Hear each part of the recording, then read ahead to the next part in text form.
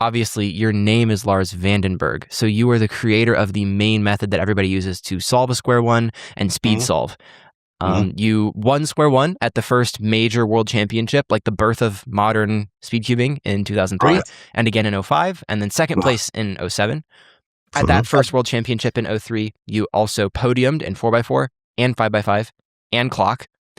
European championship in 2003 for 3x3. Is that correct? Or is it 4? I forget.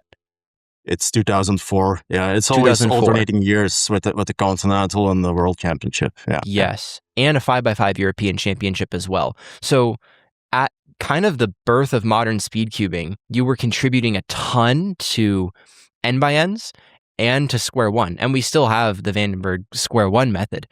Mhm. Um, so how did you find cubing? I found these pictures on I don't know, can I share my screen? Let me see. I can. I found Oh these yeah, great I'm so pictures on this curious that you came website up with. Oh, okay. where Oh, Toronto. Yeah, yeah, yeah, this was 2003 yeah, and there's these pictures of you with much longer hair yeah, yeah. solving I had a lot of way hair back back then. then. Yeah. Um how did you come into cubing? Because at this point it was a much, much, much, much smaller community. Yeah, yeah. A lot more hardcore. Like Jessica Friedrich was in these pictures from the World Championship. Like she was still actively involved going to Oh yeah. competitions. Like how did you come into speed cubing or cubing in general? Well, you have to go back a lot more years than 2003, actually. So I kind of got into cubing through my parents. So my parents were around in the early 80s, and as a lot of people, they bought into the cube craze. They bought cubes and all that. They cubed. I mean, they were both into mind games, chess players. So we had a big box at home with puzzles, Rubik's cubes, but other puzzles as well. Um, like my earliest memory of me actually solving a cube or getting interested into you know, Rubik's cubes, I must have been around 11 or 12 years old. So we're talking like early 90s. Okay. Um, so I actually learned how to solve the cube through some notes that my mom made. So we had like this little binder, That's probably amazing. something that she copied from a book or from a friend or something. I think I'm prepared for this, by the way. So Okay. this is actually how I learned how to solve the cube. So that's my mom's handwriting. That's Um, insane. What? so it just explains like a very simple run-of-the-mill layer by layer method, basically. So that's how I first learned how to solve a cube. Uh, but of course, it was pre-internet. I was really the only person that I knew that was crazy enough to, spend a lot of time cubing. But yeah, that's how it started. Man, that's Yeah. incredible. So 90s you learn from your family's notes. Mhm. And are you just like at that point what hardware was it? Was it just an original Rubik's brand? Like in the 90s were those DIY kits coming out on the internet yet or No, it was before the DIY kits. So we had a cube. We had one 3x3. And I don't think it was an original. I mean, knowing what I know now, I remember how it turned. It was pretty bad. Like I used that Mm. same cube for 20 years before I finally got a new one as a present. And that was like early 2000s. So I don't think it was even an original Rubik's branded cube. It was probably a knockoff. So yeah, it was a wrist exercise. So Yeah. I think my PB on that cube using that simple method must have been like 50 seconds. And that's probably what I averaged for 5, 6 years. Um, so the breakthrough was kind of end of the 90s. I was finally, getting access to the internet. Like I went to university, I could look Mhm. up things online. Of course, I discovered Jessica Friedrich's website, learned F2L from her website, which was also, of course, it was the only thing you had. But yeah, it was also very rudimentary. The way it was explained, where you solve it top to bottom, and all the F2L algorithms were like R and Yes. D moves. So that's literally Yes. how I did it at the start. Doing wrist turns with R and D moves to solve the pairs, and yeah. Wow. So that was sort of my next progression. And then I think I could probably solve it maybe like in 30 or 40 seconds. So it only improved a little bit. Yeah. But yeah, back then, yeah, of course, it also explains the whole, two last layer method. That to me at the time seemed impossible. It's like Wow. that amount of cases, I thought, no, this must be a joke. You Did cannot learn anybody that know it many at the hours. time? Was OLLPLL adopted, or was this just theorized? Well, at that time, I wasn't really talking a lot with other cubers, so I was sort of learning from Jessica's website and maybe a few Mm-hmm. other websites on my own. But then, sort of 2001, 2002 was when the Yahoo group started to form, and this was maybe also not something you're familiar with or people who are listening. But so before Discords and YouTube channels, there was a Yahoo group, which was basically just a mailing list managed by Yahoo. And there was a speed solving Rubik's Cube Yahoo group where, Okay. the diehards and like the early adopters were, sharing their secrets or sharing their tips. Yeah. And I think at the time, yeah, a lot of people were sort of learning CFOP for the first time. But yeah, there were definitely not a lot of people around yet who knew full CFOP already at that point. Okay, so you start to connect in this Yahoo group, like a few people at universities are like developing little bits of this method or that method. Hardware is still super rudimentary. So this is what, late 90s still? Yeah, so then we were talking like early 2000s, like 2001, 2002. So what kind of rekindled my interest in the cube at that point? Because yeah, I was playing with cubes when I was a teenager, but yeah, it was not very engaging when you're just doing by yourself. But Right. so my mom gave me a Rubik's Cube as a present, which was an official one, but the Rubik's branded puzzles from that era were not the best quality, but Yes. at least I had something that was better than that 20-year-old knockoff cube that I was using. Um, and that kind of rekindled my interest, and that's how I found out about the Yahoo group and the people who were involved there. And that kind of motivated me to really, take the jump and actually learn full CFOP, because there were people who were saying, yeah, I already know full CFOP. So then I was like, okay, maybe it's not that crazy after all. So I might as well do it. So yeah, if you know that somebody else already done it, then of course that changes your perspective. Yeah. When did the ZB algorithms you started to generate come into the picture? Because I found a speed solving wiki page about the Vandenbergh-Harris method, which is like your version of doing ZBLS into some sort of other last layer subset. Yeah. When did that happen? And can you explain what that method is? Yeah. So as the years went by, more and more people, were able to do full CFOP. And, if you had some talent, you could do sub 20 with that. That was sort of considered the benchmark. Like if you could get sub 20, then you're a top cuber. As the years went by, you could see still some progression, people getting 17-second averages, 15-second averages. But you could see that, the improvement was starting to peter out a little bit. Yes. We had speedcubing.com, which was like the website managed by Ron Vandenbergh. So that was like the unofficial world ranking at the time, where you could compare yourself with others. And you could see, okay, there was still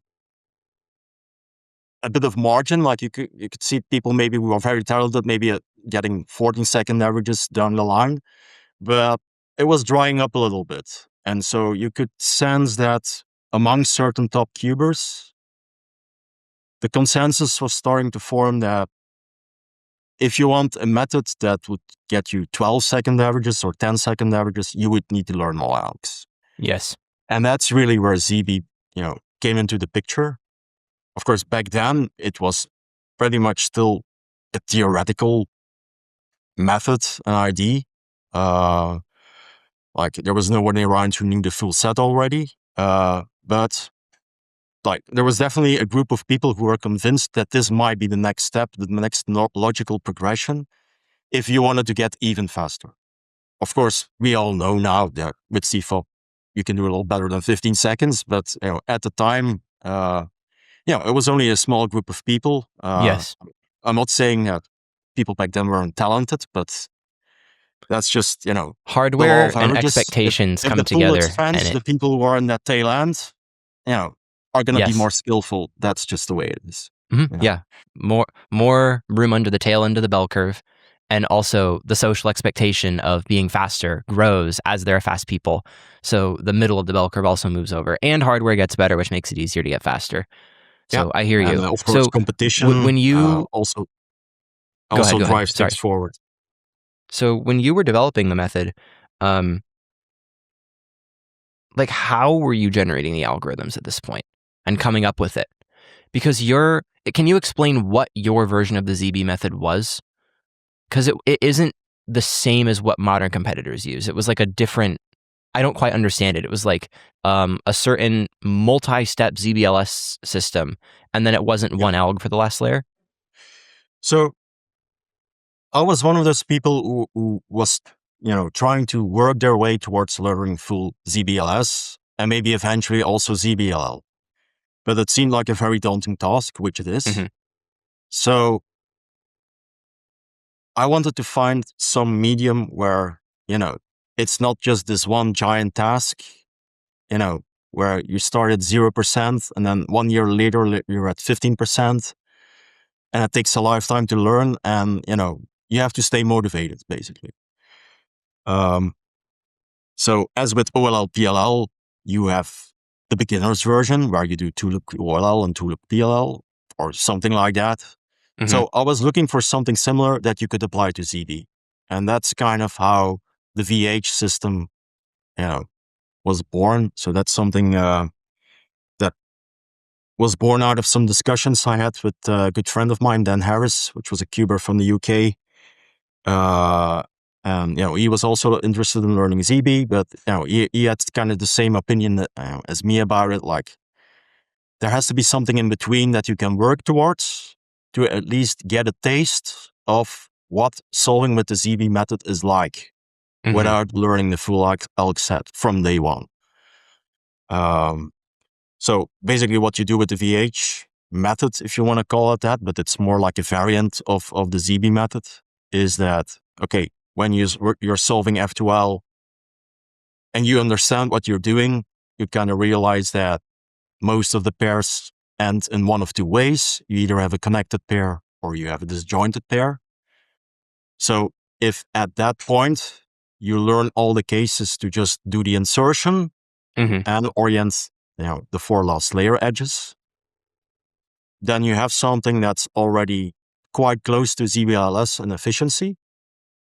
And that way you could already get used to the feeling of what a ZB solve would feel like. That was kind of the idea. Cool. Did anybody adopt that in competition, or did this remain more theoretical? I think this remained more theoretical. I mean, I myself at some point, use it as a method for solving at home, at home, but even for competition solves, I don't think I barely use it really. So I was doing all this research sort of nearing the end of my university years. And I still had a lot of time back then, of course. And then I went, find a job, started working, all that kind of stuff, adult life. And then sort of the learning aspect kind of got second place. And then, I didn't really push through with it anymore after that. Okay. So early idea, but it wasn't super fleshed out, but it was still an interesting take on ZBLS.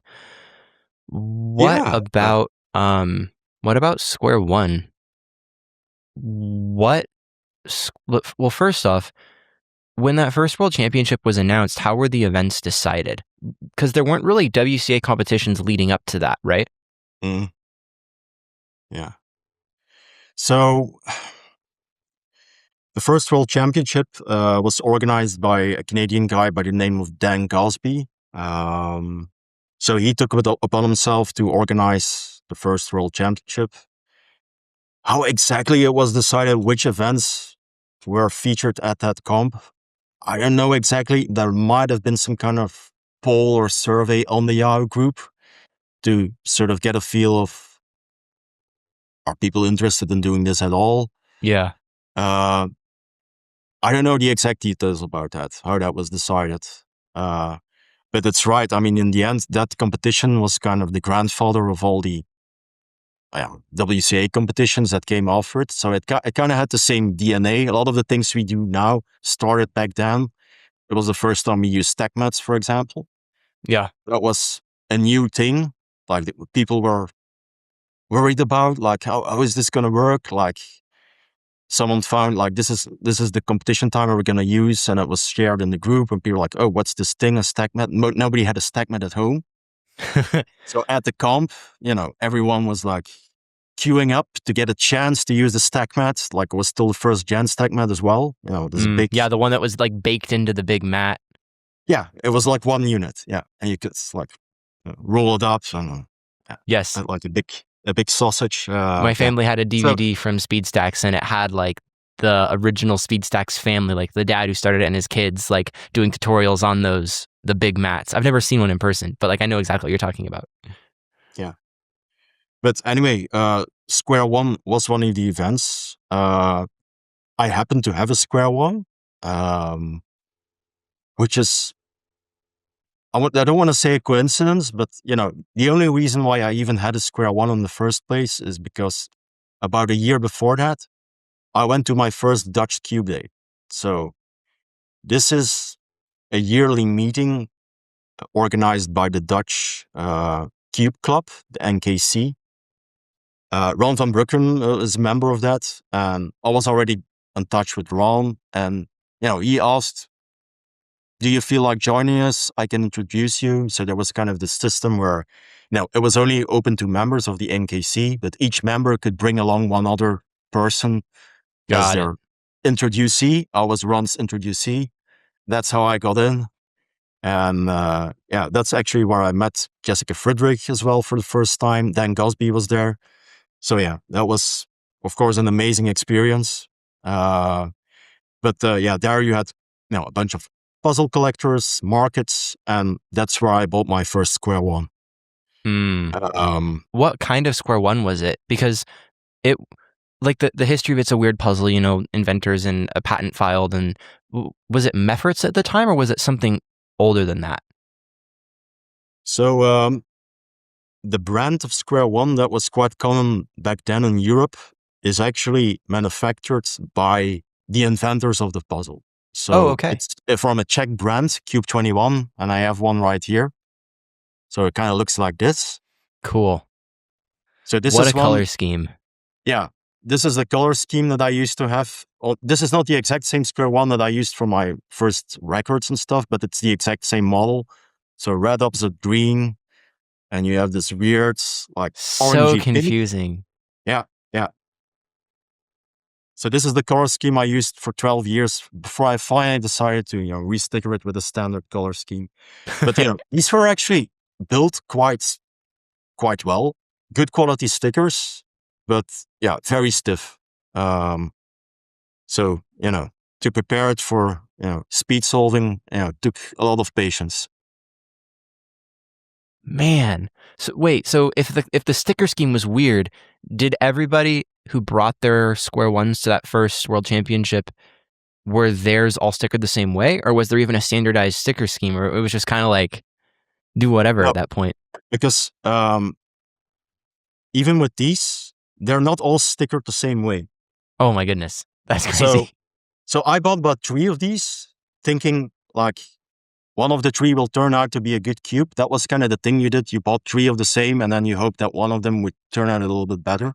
Mm-hmm. But they're all stickered slightly differently. So there was no standard color scheme. Oh, that's ridiculous.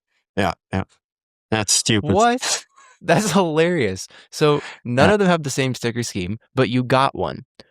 How did you solve it the first time? Was there a resource you went to, or was it just, well, I'm going to figure this thing out? Yeah, I had a lot of help, I have to admit. So So I think in cubing, there's maybe kind of an unsung hero, which is Jaap. I don't know if you've heard that name before, but I have not, and I don't think I could he is a pronounce Dutch it because I'm cuber. way too He American. was also at that Dutch Cube Day, and he has a website that is kind of famous within twisty puzzle experts called Jaap's Puzzle Page. And so if you go to a cube event and you buy a very exotic Rubik's Cube variant that you can't solve, you will find a solution method for that puzzle on that website because he has everything. Yeah, I'm looking at this now. This is insane. Yeah. I'll link this website in the description for people who are watching on YouTube or listening, but it's like all these puzzles that like I didn't even know existed. You name it, it's on there. Yeah. This is incredible. But obviously the methods that are on that page, they're not necessarily speed solving methods. It's just, if you don't know how to solve it, you just follow the recipe and your puzzle is solved. So, obviously Square-1 was on there as well. Actually he had a bunch of methods for Square-1. And my method is kind of an advanced version of one of the methods that was, described on Jaap's page. Yeah. So yeah. Okay. But yeah, I think the first months when I had the Square-1, I was not really taking it that seriously yet. It was just one of those weird puzzles that I brought back from a cube gathering. And I would maybe solve it every now and again. But what really, triggered me and motivated me to come up with a method is that World Championship in Toronto. So they announced that Worlds was going to be there in Toronto. It was confirmed, like, we're going to do it. It's going to be there. I registered and I was like, okay, now I really want to, develop a good method, not just something that, does the job in 3 minutes, but something that is competitive. Which is hard to do because there was no information back then on how good other people were. So you had the unofficial rankings, you had speedcubing.com, but even then, not everyone who could solve it would necessarily post their times on there. Right. So I was kind of competing against, an invisible enemy. So my goal was kind of, if I can do it, maybe a 40 second average, 45 second average, then okay, hopefully that will be enough to wipe the floor with the competitors that I'm up against. But there was no way to know. So did you publicize the method before the World Championship, or you didn't release the documentation till later?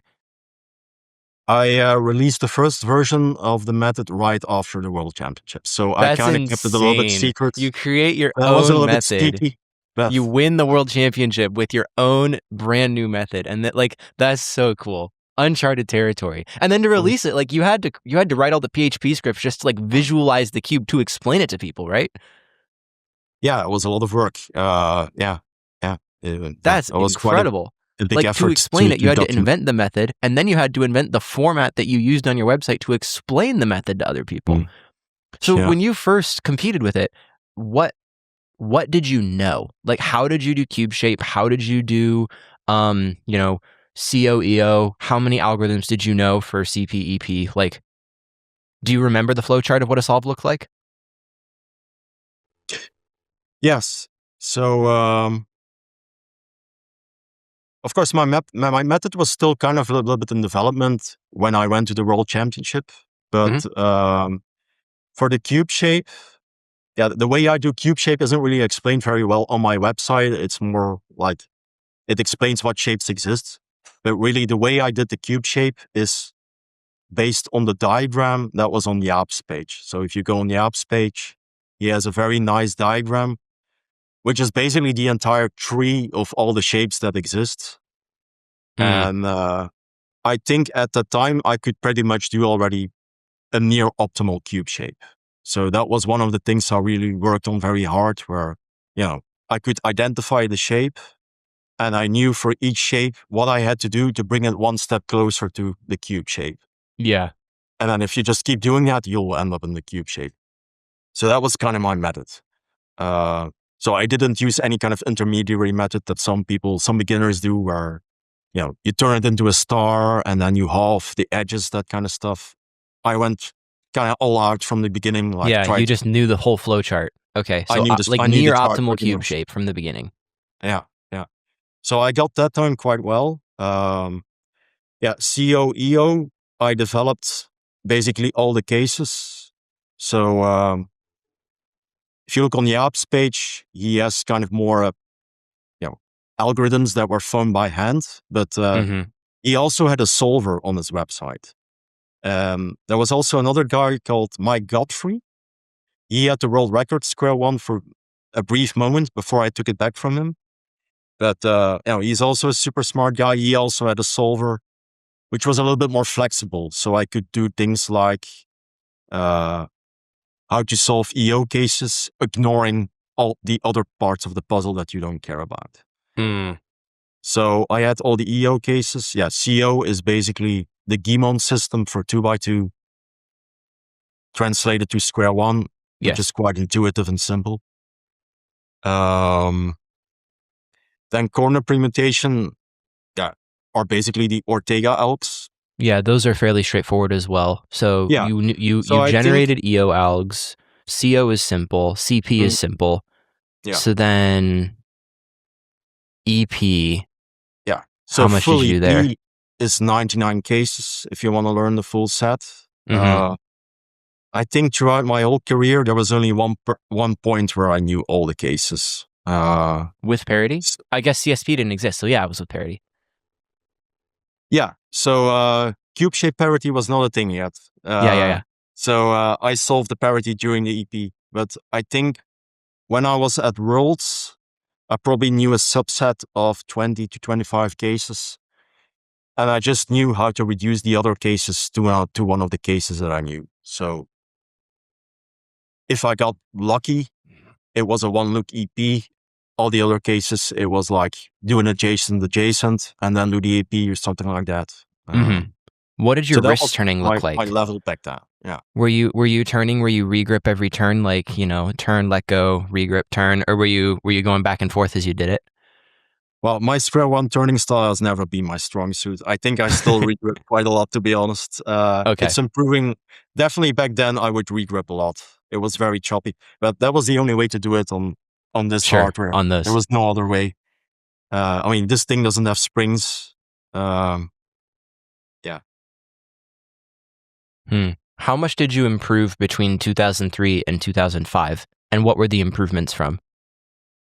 Yeah, I think it was mostly just doing lots of stalls and getting more fluent with the recognition and, really having the algs and the muscle memory.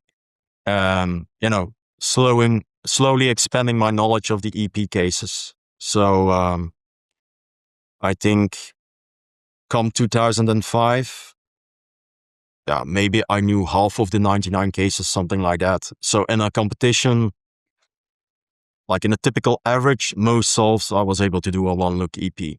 Yeah. Okay. So, with parity, on an old puzzle, having invented the algorithms yourself. That is amazing, dude. That's so cool. So 2 world championships with that, and then second place in 2007. When you got second there, the person who beat you was using your method, right? And just like outperformed on the day, or was there some other ingredient that he added? It's hard to tell. I mean, I think in general, I don't really consider myself to be a very talented cuber. Like, I have average talent. And like in those formative years of cubing, I was just lucky to be around at that time where someone like me with average talent and, who had the chops to figure things out on his own could be successful and break world records and get podium at world and continental championships. Yes. So in my eyes, it was only a matter of time until someone more talented came along, took my method and, did something a lot better with it, or, developed better methods, which, in the meantime, people have developed better methods that for Square-1. I suppose it's not so much that you don't have talent, because you clearly have a mind for systems thinking. And if you were going to develop methods like this, you had to understand enough computer science and algorithm theory to be able to generate solvers and optimize them and figure out how to present that information in a way that's understandable to people. But more in just like the physical dexterity, recognizing patterns quickly under pressure. Maybe not talent there, but don't undersell yourself. Like the contributions and being able to do this stuff early on is crazy. So I want to hear about 4x4 and 5x5, because that's what I practice. I like the N by Ns. When you first started with those, when did Yao start? Because like I know most people weren't switching until mid 2000s to Yao on 4x4. Yeah. I assume you learned with reduction. Is that correct? Yeah. I was always a reduction guy. Yeah, and still am. My wife is trying to convince me to go to Yao, and I might take the plunge, because I think it's certainly for 4x4, it's objectively better. But yeah, I was always a reduction guy. Yeah. When was Yao becoming more mainstream? It's a bit hard to tell for me, because, okay, I had good results and like I broke records sort of in the very early days. I think like 2007, 2008, 2009, I wasn't really making podium anymore in big cubes. I was also not really following the developments that closely anymore. Of course, I knew one guy that used Yao, and that was Yao himself. I mean, I met him so many times at comps. He was always there. So it was him and a few other guys. But I don't know exactly when the tipping point, when that happened. That was sort of after my time when I stopped caring about big cubes, I think. Yeah. What puzzles were you using? What was the hardware? Yeah, so for me, it was pretty much always Rubik's branded 4x4s and 5x5s. And the way that happened is, we had the championship in Toronto. I think at that time, I didn't even own a 5x5. I may have gotten a 4x4 at that Cube Day, which was a Rubik's branded. But what was nice at that championship at Toronto, because, there were a lot of newcomers and people who might not have all the puzzles, Rubik's actually provided all the puzzles for the competitors. So if you don't have a 4x4 or 5x5, you could just take one. So that's where I got my first 5x5. So thank you. Wait. Rubik's, you got a 5x5 from Rubik's at the championship that you podiumed at. I didn't podium yet that year. So that was a later year. Okay. That was a year before. So in Toronto, I finally got a working puzzle, and then I could finally start practicing at home. And then the year after was Euro 2004, where I, won the European title on 5x5 and also broke the world records. So by that time, I was a little bit more developed, because I had, 2 working puzzles at home that were decent enough to, set a solid time for the time. Man, okay. So just Rubik's brand, understand reduction, and there wasn't a huge base of people at the time. Yeah. You've seen the WCA come up from its roots too. I found this one interview with you on the speed solving forums, and it was in 2009. And it said that you had been to 51 competitions at the time, which is the most of anybody in the WCA at the time. 51 was the highest attendance of anybody. Do you have any crazy stories or just like memories what the WCA was like as it kind of was formed from 03 to 2009, 2010 as things solidified? I mean, there's lots of stories, but yeah, you're putting me a bit on the spot now. It's very hard to come up with stories when someone asks it like that. But it's fine. Yeah, if you can't think of anything, it's completely okay. Yeah. I'm thinking of stuff like are there any times that you can remember them having to like add a regulation because of some incident? Like the Square-1 sticker scheme thing is crazy to me now, because we're so insistent on like uniform color schemes and scrambling notation. So I'd imagine at some point they had to create a regulation to stop something like that from happening, or something like that. One example I can think of something that's gone completely out of fashion, or it went out of fashion quite fast. So the first comps, some events had a rule where either pops were allowed or they were not allowed. So if you had a cube malfunction, like the cube popped, you were entitled to get an extra solve for that. Oh. Which, of course, I don't need to explain, is very easy exploitable. Yeah. But of course, the quality of the puzzles was very poor back then. And so we needed a rule like that. There was no other way. Otherwise, some people Wow. would just have no average. So definitely 2004, there were still events where pops were allowed. I think maybe even up to 2 in an average. I can't remember the exact details, but you could just pop your cube and get an extra scramble if you wanted. Wow. And that's, of course, a rule that got changed very quickly. So that's one thing I can think of. That's it's a very great. characteristic of those That's a very great early example. days, and now is just unthinkable. So you went to 51 competitions by 2009. So how far were you traveling on average for those competitions? Because I know 2003 was Toronto, obviously, but Yeah. I would imagine a decent amount. Yeah. Well, I have to say, I have to thank my father. Certainly in the beginning years of my competitive cubing career, that he helped me fund a lot of those trips, especially Toronto. So my dad was actually a guy who didn't like to travel at all. Like as a family, we never went on vacations very far because my dad didn't like to travel. But for some reason, when I pitched the idea to him, there was this championship in Toronto, and I was trying to warm him to it, and I was expecting a flat out no, knowing that he doesn't like to travel, and he was like, "Yeah, let's do this." So, I mean, otherwise, I would not been able to fund a trip like that. So that was super lucky. And then okay, there was Dutch Cube Day, there was German Cube Day, which was doable by train. It was driving Sure. distance. I could tag along with someone else to get to the venue, stuff like that. But then, the years after, of course, there were more and more WCA competitions, but it's not like every country had a competition every year. So in Belgium, I think the first Belgian competition was '06 or something like that. And that was the only competition for that year. So if you wanted to go to competitions regularly, you had to travel. There was no other way. So went to the UK, to France. Czech Open was a very,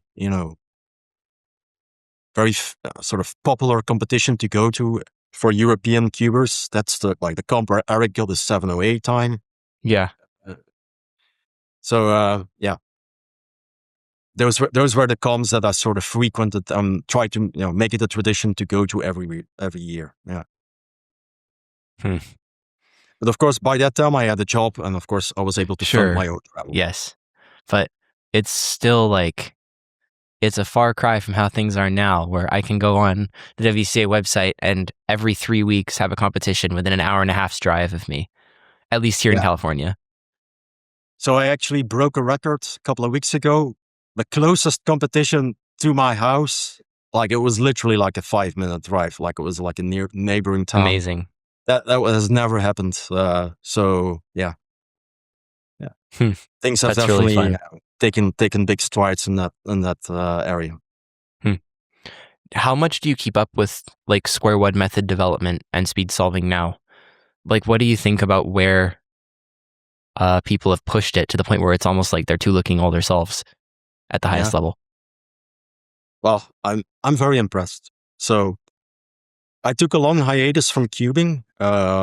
So between 2017, 2018, and the beginning of this year, I didn't really cube at all. Had other stuff going on in my life, but this year, my wife and I got back into it.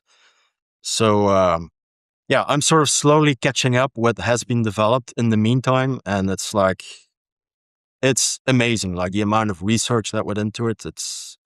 As someone who has done the same kind of stuff in the very early years. If I see what has been done now, I'm like super impressed. Like cube shape parity is something I don't think I ever would have come up with myself. Things like PBL, okay, I've come up with my own sort of 2-look, 3-look PBL methods on my own. But of course, people have taken it much further now. People like Daniel, which I think was named as one of the possible guests on your podcast. I would love to talk to Daniel. Yeah. Yeah. I would love to, I'm really looking forward to that episode to see, what he has to say about, his progression and his story of developing all this, because it took him like 5 years or so. Yeah. Daniel, Durfee, if you're watching this, shoot me a message on Discord, Instagram, email. I really want to get you on here, but keep going. So yeah, it's insane. It's insane. I don't know what to say. It's as you said, it's slowly becoming like 2x2, where you learn different elk sets, and I think top level Square-1 solvers, they learn to do the hundreds of elks, and they can pretty much 2-look their solve, and yeah, it's absolutely insane to me. I mean, people in 3x3 are basically 2-looking solves now. Yeah. It's getting absurd. Well, not people. There are like 2 or 3 kids in China who 2-look their solves, but it is happening. It is happening, yeah. And that's what impresses me the most. Like, okay, a lot of the things that I did was kind of, okay, you do research, and then you consolidate the knowledge into an elk sheet or a website, and then you can just say, okay, learn this. You see the case, you do the elk. You see the case, you do the elk. But, if you're people like what people like Timon do and Yihang, where they can look, 2-3 pairs in advance from the scramble, like that's not something you can put in an elk sheet. That's like pure cubing IQ. And, that's super impressive.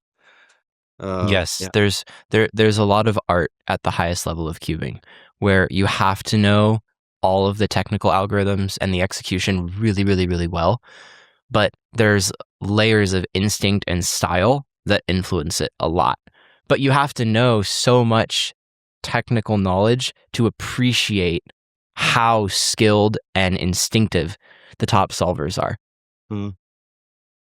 Yeah, even like the last Square-1 single world record. So I don't know if you saw it. It was like 2.8 or 2.6. Yeah, that Brian just set this last weekend.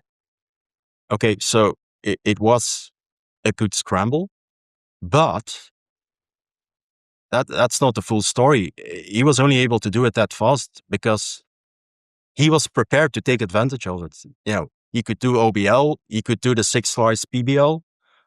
You give me that scramble, I will not do 2 seconds on it. So it's a case of where, the opportunity meets the preparation, then you can get that kind of time. But it still takes a tremendous amount of skill, even if it is a good scramble. Yeah. Yeah, for sure. What other adjacent things to cubing do you enjoy doing? I saw a video on your channel where you got like 925K on Nest Tetris, and you were playing with DAS, which was like, that's a very good score for a DAS player. How much Tetris have you played?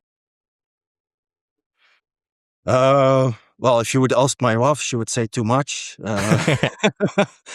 Yeah, that's another rabbit hole I got into. So I think it was kind of when I sort of had my break from cubing, that was sort of my next obsession. I got into Tetris.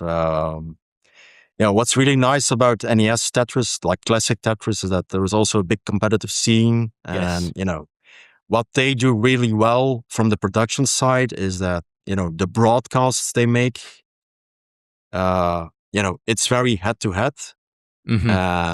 I've watched the last 3 years of the Classic Tetris Championship. It's super fun. It's very addictive to watch. It's very compelling. And, I saw a video of that in 2017. And the first thing that crossed my mind was like, I want to be the guy out doing that up there. Like, Mm. that looks so cool. And that kind of motivated me to start practicing. I got a Nintendo, the good Nintendo, because they play the American version. So I had to import an American console so I could play the version with the correct timing, the correct Yes. dash timing, stuff like that. And the thing is, the same thing that happened to cubing kind of happened to Tetris. So all the kids are taking over. So when I started this journey, sort of the benchmark was, if you could max out, you were like top 3 in the world. Yes. If you could beat, I don't know, 500,000 consistently, you could be like a good world championship player. Like, you could qualify and maybe win a few matches at the world championship. And so that was kind of my goal. And okay, my PB is 900,000. I think when I was sort of my peak, I could regularly set qualifying scores in the 800,000, so I could get that score quite regularly. But nowadays that won't make it to the top Well, you bracket of the started world before championship. rolling, Like, people so are doing 10 max outs in qualifying. yeah, everything changed. Like you said, Everything COVID changed. happened, and so when you add rolling together with a massive influx of new people who can take advantage of a technique that enables all of those crazy max outs and stuff, like, the floor is just way higher. But still, very, very strong player. What other sorts of things are you interested in? Because, like, you discovered cubing in its infancy and Tetris. Like, I'm just kind of curious what you enjoy and are drawn to as a person. Well, I guess I'm just a very analytical guy, and and like the method development.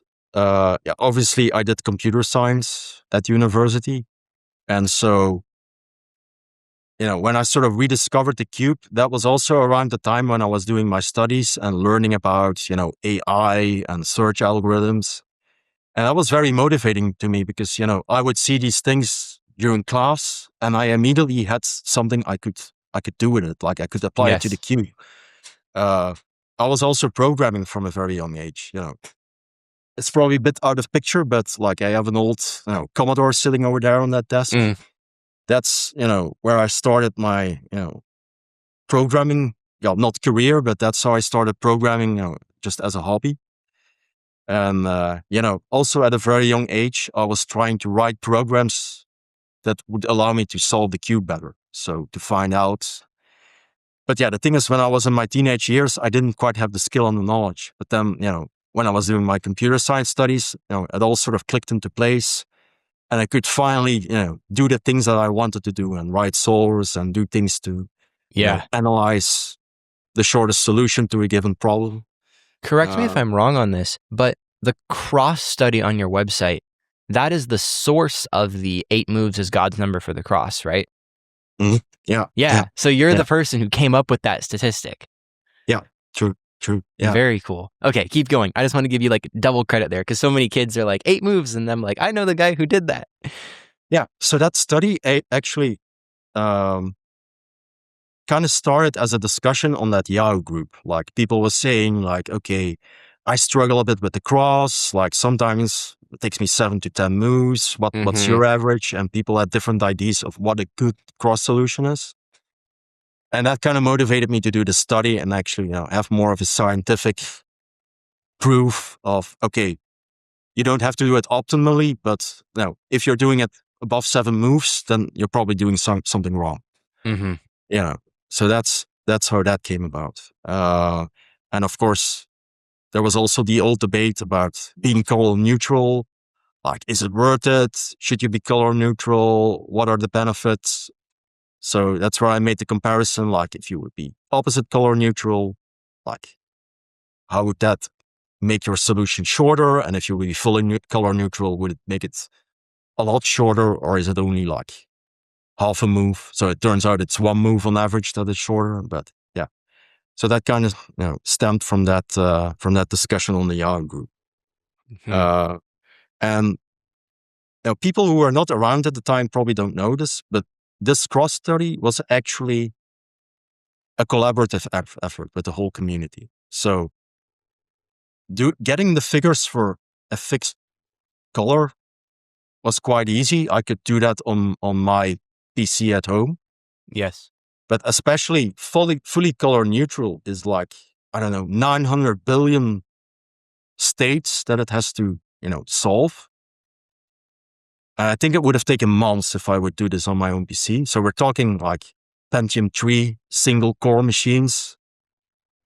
There's only so much you can do with that. Yeah. So Wow. what I did is I set up like a server where, I would give people a program. And what that program would do is it would download a work package and it would solve X amount of crosses. And then it would upload the result back to me. And so that way I could split up the whole analysis in like, I don't know, 2,000 small work across a packages. whole bunch of different machines, and people can just like use so their that machine to do a certain part of the with compute. this. Yeah. So that's how that came about. And of course, a lot of people, they were like running it on their Pentium 2, so it would take one day to do one package. But there was this one guy who took it to the next level. So he sent me a screenshot. And apparently he was this IT guy at a big company. Mm-hmm. And he sent me a screenshot of his desktop at work. And he had like 20 like team viewer sessions open. And so he was logged into 20 different machines on his network, and he had that cross-study thing running to speed it up. So I think he was single-handedly responsible for, I don't know, 1/3 of the work. So thanks to him. That is insane. See, this is the sort of thing where like people like you contributed so much knowledge and expertise and pulled people together to get us these statistics that now we just kind of like take for granted. But it's so cool. Like I love hearing these stories about all the ingenuity and the knowledge and the team effort that went into giving us what we get to just like enjoy now as part of our life. Mm-hmm. How much do you feel like out of place within cubing competitions now? Because when you started, the community was, it was analytical, computer sciencey people getting together on a Yahoo group, like you're saying, who all are early PC enthusiasts. Like, just having a Pentium 2 was a big deal at the time, like in the broader population. So having a chat of people who are willing to download things on their own is like a big deal. And now you go and it's mostly young kids who have watched some YouTube shorts and are really, really hyperactive and enjoy cubing because it lets them fidget. Like these are obviously two extremes, but how do you feel at competitions now, and how do you feel about the way cubing is today compared to back then? So I started going back to competitions this year. I definitely remember like when I took my break in 2017, 2018, I definitely felt out of place. I mean, that you go through kind of a progression as a cuber. Okay, first you do it just for the love of the solving. And then, it's just addictive. You can't put the cube down. You want to solve it all the time. You have to stop yourself from doing something else and solving cubes the whole day. You probably know that feeling. And then you start doing it competitively. And, as I said, I was lucky enough to be somewhat successful with that. And I could set goals and achieve those goals. So then it becomes more goal-oriented and competitive. And then, of course, people take over from you. And, you have to deal with that. But by that time, you kind of build up a big group of friends within cubing. You have your cliques that you hang out with, and they still go to the competition. And those are the people that still make it worthwhile to go to competitions so that you can catch up with all those people, who you knew from the very beginning, and you can share the stories with, and, people your age, basically. But then what happens is, that group also starts petering out a little bit. And then what you are left with are people who are like 20 years younger than you. And it's just not the same. And I think that's sort of the point where I, started a bit by becoming a bit disinterested, and actually going to cube competitions. I wasn't really practicing anymore. There was no real people I could talk to or hang out with. You don't want to be hanging out with other people's kids the entire day. That's not really, you know what I'm trying to say. I got back into cubing this year and, went to some local competitions. What's nice now is that, okay, a lot of those kids I knew from back then are now grown-ups and are actually, just fun people to hang around with. And I think in Belgium, we now have a nice community going. So the vibe at local competitions in Belgium and Holland is really nice. So I think we'll see. Maybe in a year I will think differently about it. But Sure. I think what sort of motivates me now is, okay, I'm in my mid-40s now, is how far can I still go? Like, is there still room for improvement, or is this it? I would like to think not. So I don't think it's beyond me to still, get a PB on 3x3 or Square-1. So that for me is now, one of the things that make me still want to practice and go to comps to see how far can I still go as a senior. Sure. I would argue you have a whole lot of runway to go on all those events that you just named. It's just a question of like, how many habits are you willing to change? Like how big of a dip are you willing to go through of like painfully relearning stuff so that you can climb out higher on the other side? That's the thing. Like I'm working a lot on turning style now, relearning finger tricks, and you know what it's like. Like it feels so alien at the beginning, and you just have to stick with it. And as you say, there's gonna be a dip, but of course the thing is, what is to my advantage is that it doesn't really matter if I have a dip. When you are still sort of a top cuber and in contention of winning titles or setting records, it's actually harder to do. Whereas for me, it doesn't really matter if I have to go through the doldrums for 2 years to see some kind of improvement. I mean, it's not gonna make any difference to how many podiums I get. So that's at least something I got going for me now. Exactly. I look at somebody like Twan Dullemond, and I have so much respect for what he's done, where he like was approaching a top status, and he just took 2 years to grind his way through ZB, and is now, after 2 years of like almost being at the top, starting to see delta from where he started in terms of, I'm actually getting faster using this new method.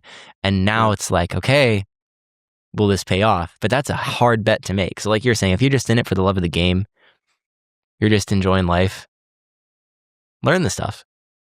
Absolutely. Yeah. I mean, it's still a very fun hobby.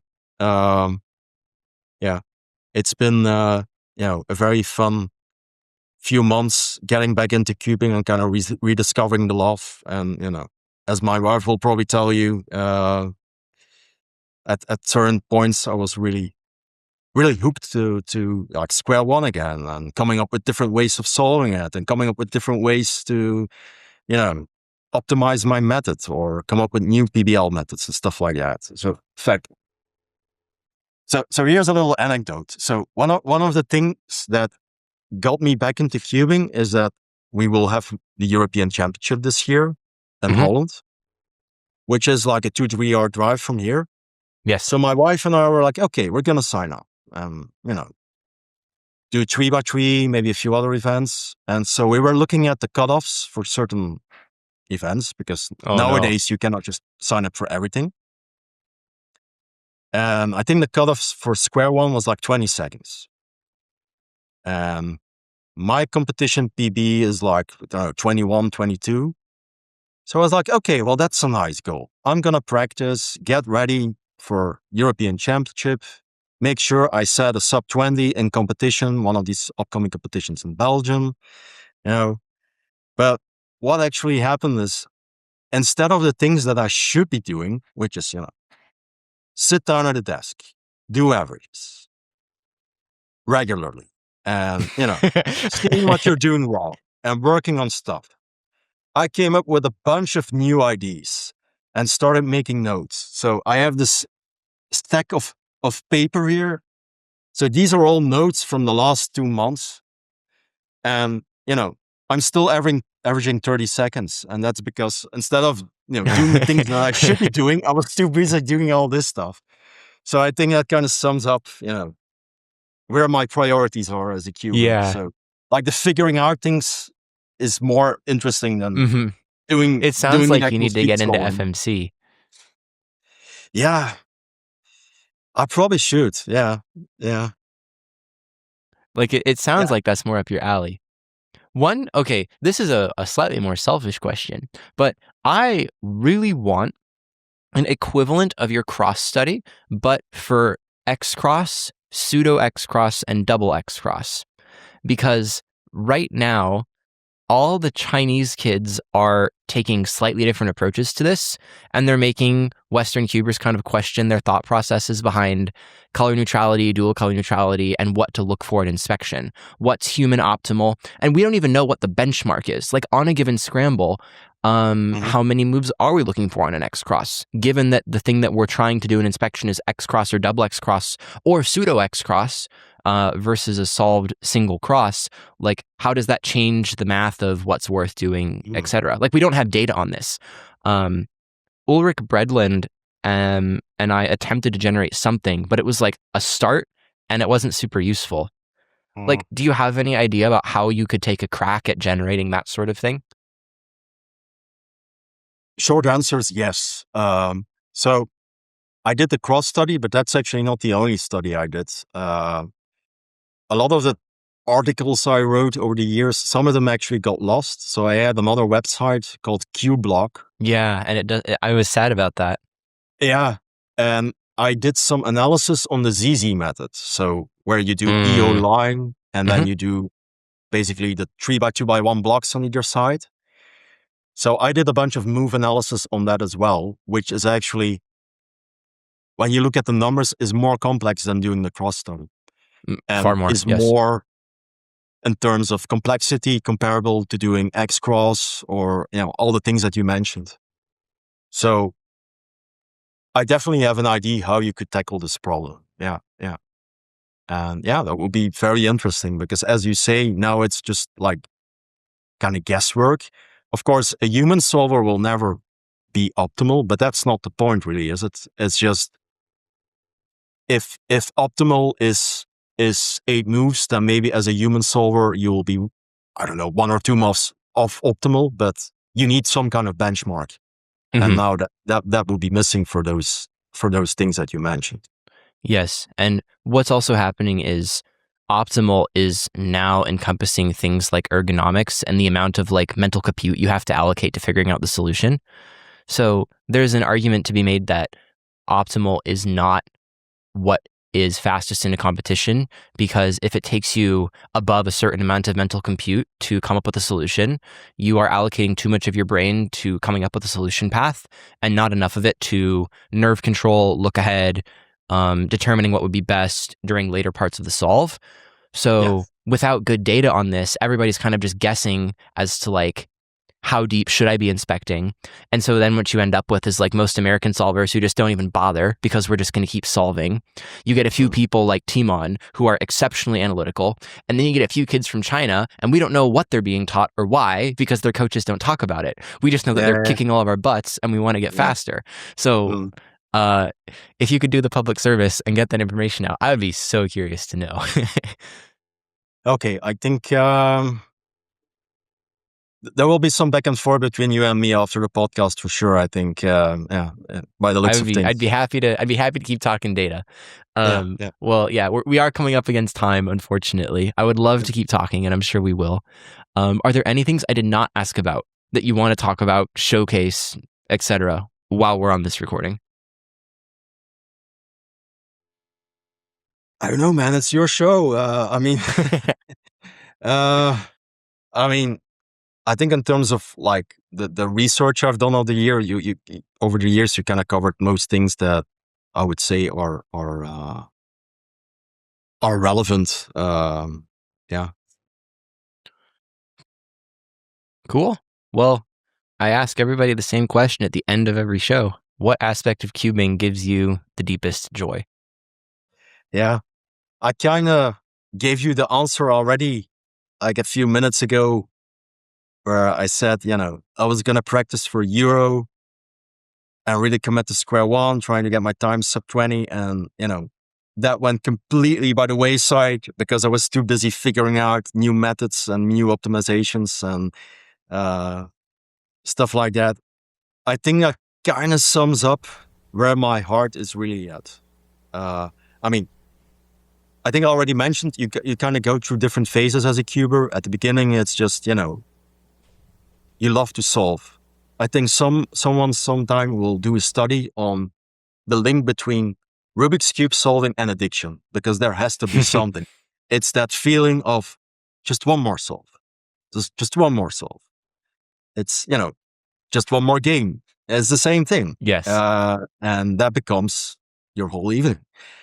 And that's a feeling that, never really leaves you. Of course, as with everything that comes in waves, there's times when you just have to put the cube down for a while, take breaks. Everyone has to take breaks. But I mean, even now, that's still the main thing, is just the feeling, the act of solving. Yeah. It's just, it's addictive.